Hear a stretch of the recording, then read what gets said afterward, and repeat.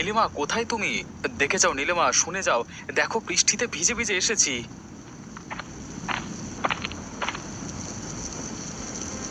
আরে ছাতার মাথা, তুমি আবার এখানে হাজির হলে কেন? আর কোথাও যাওয়ার জায়গা ছিল না?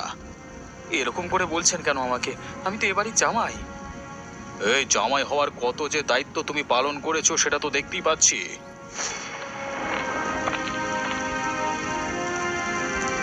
কি হয়েছে বাবা? কে চিৎকার চেঁচামেচি করছে বাড়িতে? দেখ, তোর অকাল কুষ্মাণ্ড বর এসে হাজির হয়েছে বাড়িতে। নিশ্চয়ই শহরে নিজের পেটে রোজগার করতে পারেনি, তাই ভিখিরির মতো বৃষ্টিতে ভিজে ভিজে হাজির হয়েছে এখানে। তুমিও আমাকে অপমান করলে এভাবে নীলিমা। তুমিও তো আমাকে ভালোবেসে বিয়ে করেছিলে। ভালোবাসা জানলে গোলে পালিয়ে গেছে। ভালোবাসা জানলা দিয়ে গোলে পালিয়ে গেছে। যার খাওয়ানোর মুরত নেই তার মুখে ভালোবাসার কথা মানায় না। আমাকে অন্তত বাড়ির ভেতরে আসতে দাও নীলিমা। ঠিক আছে, এখনের মতো এসে যাও, তবে যত তাড়াতাড়ি সম্ভব বিদায় নেবে ততই মঙ্গল।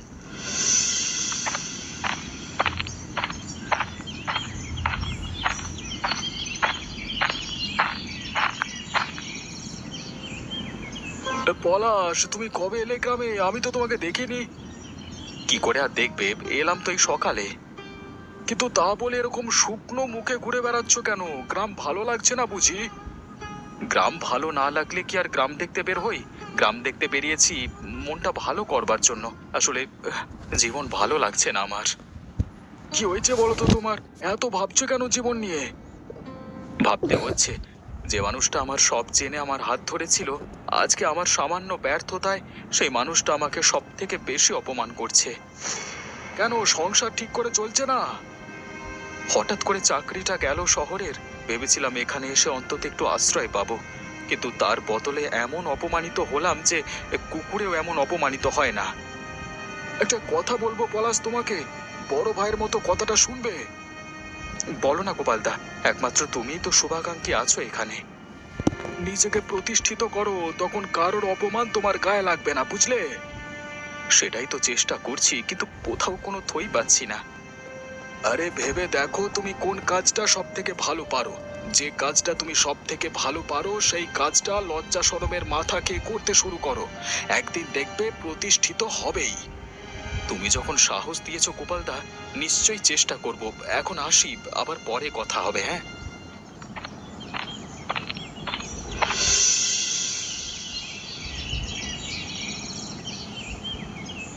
তুমি এই বাড়িতে বসে বসে খেলে কত টাকার অন্ন ধ্বংস করো সেটা জানা আছে তোমার? সেই জ্ঞান যদি তোমার থাকতো তাহলে কি আর ভিখিরির দশা এই বাড়িতে আশ্রয় নিত? আর কতদিন তুমি এভাবে বসে বসে খাবে বলো তো? একটা মানুষ এসে পড়ায় কি আপনাদের খুব অসুবিধা হচ্ছে? তাহলে কি আমি চলে যাব? এমন করে কথা বলছো যেন জগৎ উদ্ধার করে ফিরে আসবে, যেন আসার পর সারা গ্রাম তোমাকে মাথায় করে রাখবে। না, তোমাদের যদি এতই ক্ষতি করে থাকি তাহলে আমার আর তোমার ভার বওয়াটা উচিত নয়। তাহলে যাও না, কিছু করে দেখাও দেখি নিজের দমে। ঠিক আছে, আমি প্রতিজ্ঞা করছি, আমি নিজের পায়ে দাঁড়াবো এবং নিজেকে প্রতিষ্ঠিত করব। মুখের কথায় তো তুমি বাগ মারতে পারো, দেখবো কতটা সত্যি করে দেখাতে পারো। চেষ্টা নয়, সত্যি আমি এবার করে দেখাবো, এবং সেটাই হবে আমার এই অপমানের প্রতি উত্তর।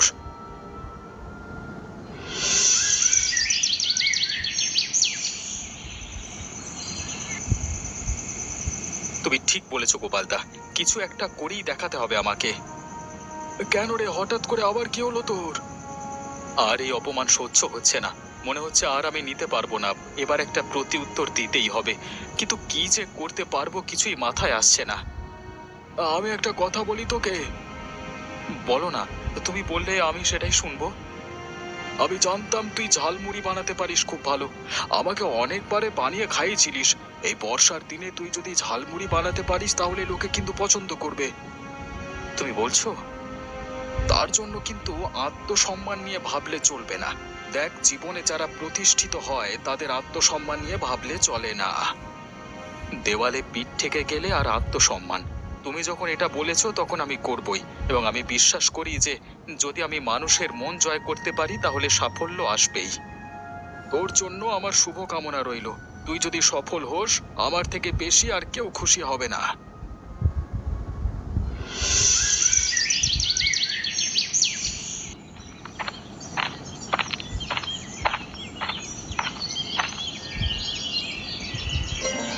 বাড়িতে জামাই রেখেছেন আর দেখছেন না জামাই কি করে বেড়াচ্ছে? কেন রে খগেন, তুই এরকম করে বলছিস কেন? পলাশ কি করেছে? হ্যাঁ, বংশের নাম ডুবিয়েছে আপনার। যে বংশ গ্রামের মধ্যে এত নামি দামি, সবাই সম্মান করে মাথা নত করে যে বংশের সামনে, সেই বংশে জামাই হয়েছে রাস্তায় রাস্তায় ঝালমুড়ি বিক্রি করে বেড়াচ্ছে। হ্যাঁ, কি বললি তুই? তার এত বড় সাহস, সে আমার ঘরের জামাই হয়ে ঝালমুড়ি বিক্রি করে? তাছাড়া আবার কি, আমার তো দেখে লজ্জায় নাক কাটা যাচ্ছিল। লোকে বলছে যে অবিনাশ বাবুর জামাই ঝালমুড়ি বিক্রি করছে। অবিনাশ বাবু কি নিকম্মা জামাইকে দুমুঠো খাওয়াতে পারে না? লোকে এই কথা বলছে? বলবে না? লোকের তো এটাই সুযোগ। এই সুযোগে লোক বলবে, এটাই তো স্বাভাবিক। রাগে আমার মাথার চুল থেকে পায়ের নখ পর্যন্ত জ্বলছে খগেন। কিছু একটা কর তুই। শয়তান বাচ্চাটাকে, পলাশকে শাস্তি দে। দেখুন বাবু, একটা পরিষ্কার কথা বলে দিচ্ছি, পলাশকে আমার প্রথম থেকে পছন্দ ছিল না। এখন সে আপনার ঘরে জামাই বলে আমি এতদিন তাকে কিছু বলতে পারিনি। এখন আপনি যখন বলে দিয়েছেন তখন আমি শায়েস্তা করে দেব। সেটাই আমি চাই, যে ওকে শায়েস্তা কর তুই। আর এমন ভাবে শায়েস্তা করবি যেন কোনো দিন আর মাথা তুলে দাঁড়াতে না পারে। আমি নিজে ওকে জামাই বলে পরিচয় দিতে চাই না। আর আমি চাই না যে ও ফিরে এসে আবার আমার মেয়ের জীবনটা ধ্বংস করুক। দেখুন বাবু, ভুল মানুষ মাত্রই হয়। আপনাদের জীবনে পলাশ একটা ভুল, আর সেই ভুলটাকে আমি সরিয়ে দেব। তখন দেখবেন সব ঠিক হয়ে যাবে, আপনি নিশ্চিন্তে থাকুন।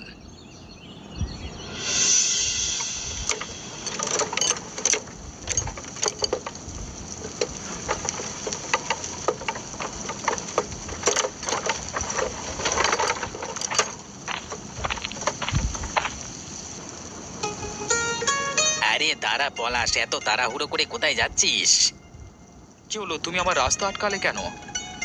আজকাল ঝালমুড়ি বেচে তো প্রচুর মাল কামাচ্ছিস। নিজে উপার্জন করবার চেষ্টা করছি, নিজের পায়ে দাঁড়ানোর চেষ্টা করছি। তাতে তোমার হিংসা করবার কিছু নেই। আমি কেন হিংসে করতে যাব? কিন্তু তুই যার বাড়িতে থাকিস, খাস, যার অন্ন ধ্বংস করিস, সে তো পছন্দ করছে না জিনিসটা। আর কি করে করবে বল? অবিনাশ বাবু আমার অন্নদাতা, সে যদি বলে তোকে সরিয়ে দিতে, তাহলে তো আমাকে কাজটা করতেই হবে, তাই না? মানেটা কি? তুমি চাও কি? দেখ ভাই পলাশ, তোর সাথে আমার অনেক পুরনো সম্বন্ধ, শত্রুতা। তাই আমি চাইছি শত্রুতাটা একেবারে শেষ করে দিতে। কিভাবে? এই দেখ।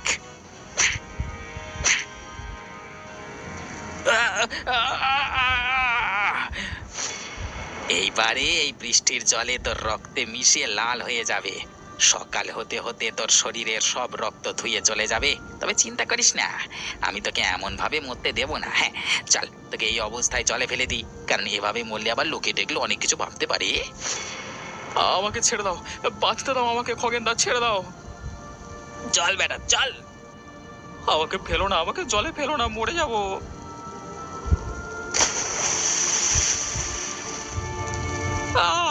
ডুবে যাচ্ছি, ডুবে যাচ্ছি, বাঁচাও। এতদিনে বেটার উপযুক্ত শাস্তি হয়েছে। হ্যাঁ, যাই অবিনাশ বাবুকে খবরটা দিয়ে আসি।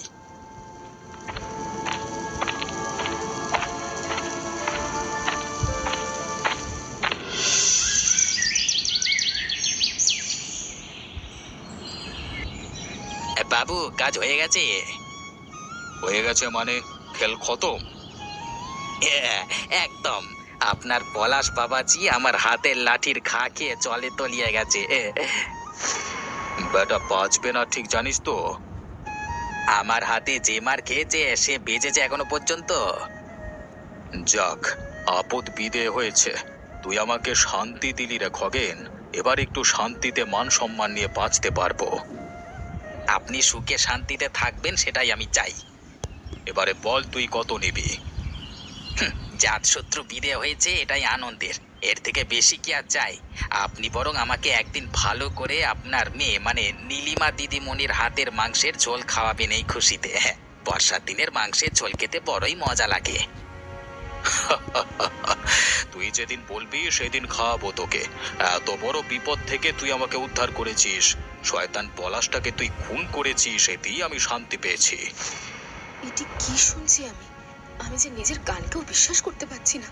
হায় হায় হায়, এরা মানুষ না পিশাচ?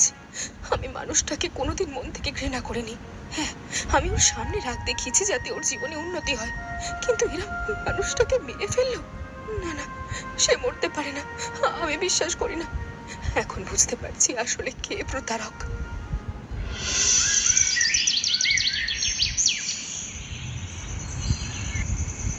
লতাদি, একটু বিশেষ প্রয়োজনে তোমার কাছে এলাম।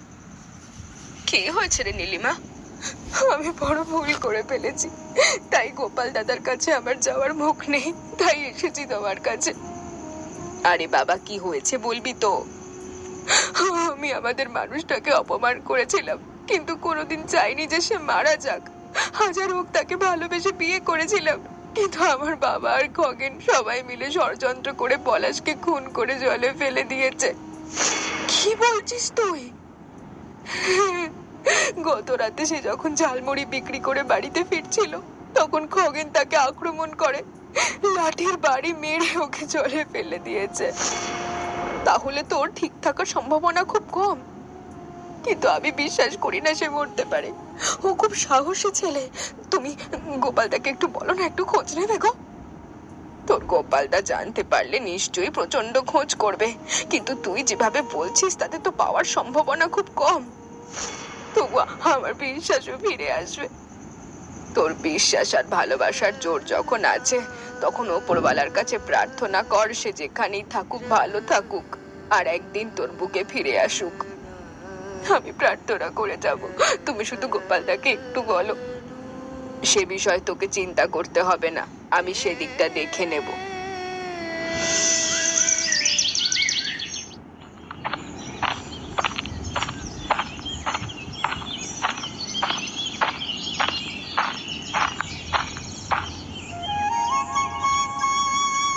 আরে বহুদিন পর দেখা যে রতন, তা কি খবর তোর? শহরে গেলে আর পাত্তাই পাওয়া যায় না। শহর ঝাঁ চকচকে হলেও আমরা গ্রামের মানুষ, তাই গ্রামের দিকে মন পড়ে থাকে, কিন্তু কি করব বলো তো, পেটের দায় থাকতে হয়। তারপর বল, ওদিকের কি খবর? কি আর খবর বলবো, দিন রাত শুধু গাড়ি ঘোড়ার আওয়াজ, মানুষ মানুষকে ঠকাচ্ছে, খুন করছে, ধুলো ধোঁয়া দূষণ, আর মানুষে মানুষে হিংসা কলহ, এই নিয়ে আছে শহরের জীবন। আমার ভালো লাগে না, কিছু করতেও পারি না। আবার আজকাল এই দিকেও এসব শুরু হয়ে গেছে। এই দেখ না, অবিনাশ বাবুর জামাইকে কদিন আগে মেরে কোথায় যে ফেলে দিল সেটা তো জানতেই পারলাম না। আরে এই কথা বলতে আমার মনে পড়লো, শহরে হঠাৎ করে একটা কোত্থেকে লোক এসে ঝালমুড়ির ব্যবসা করে জমিয়ে দিয়েছে। হ্যাঁ। কি বললি তুই? ঝালমুড়ি? ব্যাপারটা খুলে বলতো আমাকে।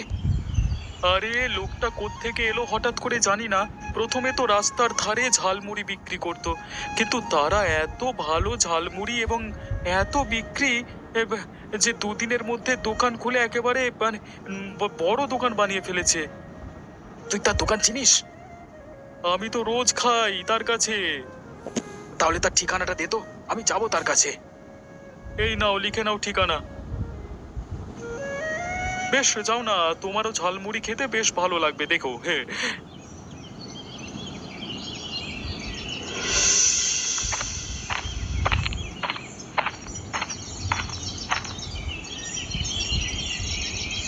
চিনতে পারছো আমাকে পলাশ? এ কি গোপালদা, তুমি এসেছো? আরে তুমি এখানের খবর পেলে কি করে? তুমি আমাদের ভুলতে পারো, কিন্তু আমি কি তোমাকে ভুলতে পারি বলো? ভুলিনি গোপালদা, কাউকেই ভুলিনি, তবে দূরে আছি, ইচ্ছে করেই দূরে আছি। মানুষের স্বার্থপরতা আর পৈশাচিকতা নিতে পারলাম না গো, তাই এই দূরে থাকবার জীবনটাই বেছে নিয়েছি। কিন্তু দূরে থেকে যে অপমানের প্রতি উত্তর দেওয়া যায় না, নিজের ভেতরে সেই তাগিদটা নেই গো। কাদের উত্তর দেব? উত্তর তাদেরকে দেওয়া যায় যাদের সামনে জিতে যাওয়ার বাসনা থাকে। আমার কাউকে দেওয়ার কিছু নেই, আর পাওয়ারও কিছু নেই। নিজের মানুষ যখন আমাকে খুন করতে, তখন আর কাকে বিশ্বাস করব? দেখো, প্রত্যেক মানুষে ভুল করে, আর আমাদের উচিত একবার হলেও সেই ভুলটাকে ক্ষমা করা, অথবা সেই ভুলটার জন্য তাকে উপযুক্ত শাস্তি দিয়ে শুধরে দেওয়া। তুমি আজকে প্রতিষ্ঠিত হয়েছো তোমার পথে, সেজন্য আমি খুব খুশি, কিন্তু তুমি কি ভেবে দেখেছো তোমার জীবনে যদি আঘাত না আসতো তাহলে তুমি এত বড় প্রতিষ্ঠিত হতে পারতে না? সেই কথাটা তুমি ঠিকই বলেছো গোপালদা, এই কথাটা আমিও ভাবি মাঝে মাঝে, তাই আর কারোর প্রতি অভিমান রাখিনি মনে। ওপরওয়ালা যা দিয়েছেন আমাকে তাই মেনে নিয়েছি আমি।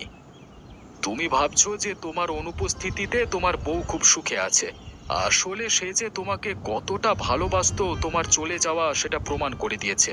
সে এখন আগের মতো নেই। রোজ তোমার জন্য কাঁদে আমার কাছে এসে, রোজ খবর নেয়। রোজ তোমার বৌদিকে জিজ্ঞাসা করে তোমার কোনো খবর পেলাম কিনা।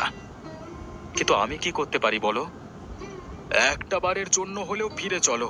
সকলের জানা উচিত যে তোমাকে খুন করবার চেষ্টা করেও তারা আটকে রাখতে পারিনি। তুমি তো তোমার রাস্তায় চলে সফল হয়েছো। এত করে যখন বলছো তখন যাব, কিন্তু মনে রেখো আমার এই ঝালমুড়ি বিক্রি করাই জীবন।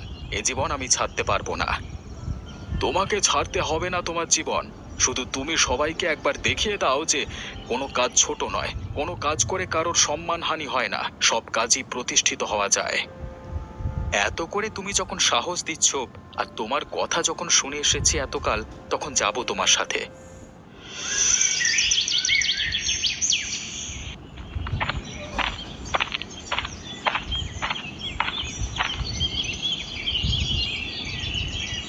ও কি, কে এসেছে এটা? পলাশ, তুমি তুমি বেঁচে আছো? যাকে খুন করতে চাইলেন তাকে ভিখিরি অবস্থা থেকে আজকে রাজার অবস্থায় দেখে চিনতে পারছেন না? আজও আপনার আমার সকলের থেকে অনেক বড় লোক। চাইলে আপনার মতো 100টা অবিনাশকেও কিনে বেচতে পারে। আমার লজ্জায় মাথা হেঁট হয়ে আসছে। জীবনে প্রচন্ড বড় ভুল করে ফেলেছি। ধীরে ধীরে বুঝেছি নিজের ভুল। আজকে তোমাকে প্রতিষ্ঠিত দেখে নিজে খুশিও হচ্ছি, আর লজ্জায় মাথা নিচু হয়ে আসছে। এ কি পলাশ, তুমি ফিরে এসেছো? তো তুমি তুমি আমার কাছে ফিরে এসেছো? ফিরে এসেছি আমি, তবে ক্ষণিকের জন্য। আমি আমার বড় দোকান ছেড়ে কিছুতেই থাকতে পারবো না এখানে। সেখানে আমার অনেক কাজ। একদিন তোমরা সবাই চেয়েছিলে যে আমি তোমাদের অন্ন ধ্বংস না করি। আজকে আমার উপর নির্ভর করে প্রচুর মানুষ নিজের অন্ন সংস্থান করেছে, তাই তাদের কথা ভেবে চলতে হয় আমাকে। তুমি কয়েকটা দিনের জন্য শুধু আমার কাছ থেকে যাও। অন্তত নিজের করা পাপের জন্য তোমার কাছে ক্ষমা চেয়ে নিই, না হলে যে আমি শান্তি পাচ্ছি না। আমাকেও ক্ষমা করে দাও বাবা পলাশ। বড় অবিচার করেছি তোমার প্রতি। কারোর বর্তমান অবস্থা নিয়ে যে তাকে অপমান করা উচিত নয়, এবং সে ভবিষ্যতে যে কোনো বড় কাজ করতে পারে সেটা আমি ভুলে গেছিলাম। আপনারা ভুল করছেন। আমার এখন কারোর প্রতি কোনো রাগ দুঃখ অভিমান নেই। আমি শুধু নিজের জীবনটা নিজের কাজ করে বাঁচতে চাই। তবে তোমাকে প্রতিশোধ নিতে হবে। ওই খগেন লোকটাকে তোমাকে শাস্তি দিতেই হবে। সেসব কথা পরে ভাবা যাবে। জীবন সত্যি বড় অদ্ভুত। যে ঘর একদিন আমাকে ঢুকতে দিচ্ছিল না, এখন সেই ঘর আমাকে দুহাত বাড়িয়ে ডাকছে।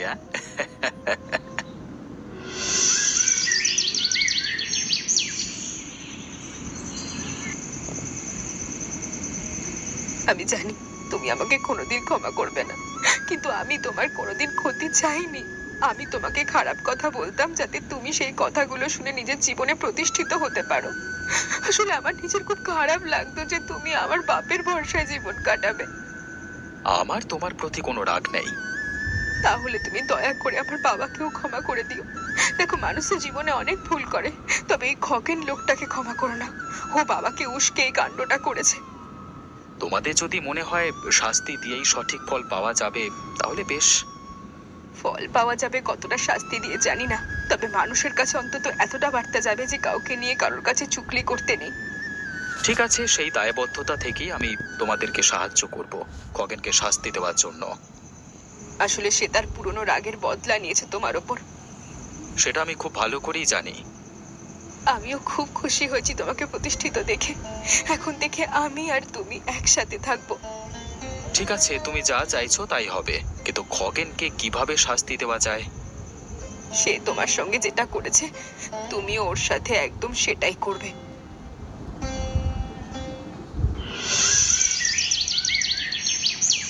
পালিয়ে যেতে দিস না মালটাকে। ছেড়ে দাও, ছেড়ে দাও, তোমায় ছেড়ে দাও। ছেড়ে দেবো বলে তো তোকে ধরিনি রে খগেন। তুই আমার শ্বশুর মশাইকে উত্তপ্ত করে যে কাণ্ডটা করেছিস, ঠিক সেই কাণ্ডটা আজকে তোর সাথে হবে। পাপের শাস্তি পাবি খগেন তুই আজকে। বাবু, একে তাহলে কি করা যায়? প্রথমে উত্তম মধ্যম দাও, তারপর মারতে মারতে ভরা বর্ষায় উত্তাল জলের মধ্যে ফেলে দাও। বেরোনা, বেরোনা লাগছে। জলের মধ্যে ফেলে দিলে মরে যাবো, সাঁতার জানি না। সেটাই তো একমাত্র শাস্তি হবে রে। দেখ, আমি কোনো ভুল করিনি, তাই তুই আমাকে মারবার চেষ্টা করেও কিচ্ছু করতে পারিসনি। কিন্তু তুই পাপ করেছিস, আর সেই জন্য ওপরওয়ালা তোকে কি শাস্তি দেবে কেউ জানে না। ওরে বাবা রে, মেরো না, খুব কষ্ট হচ্ছে। এবারে ওকে জলে ফেলে দাও।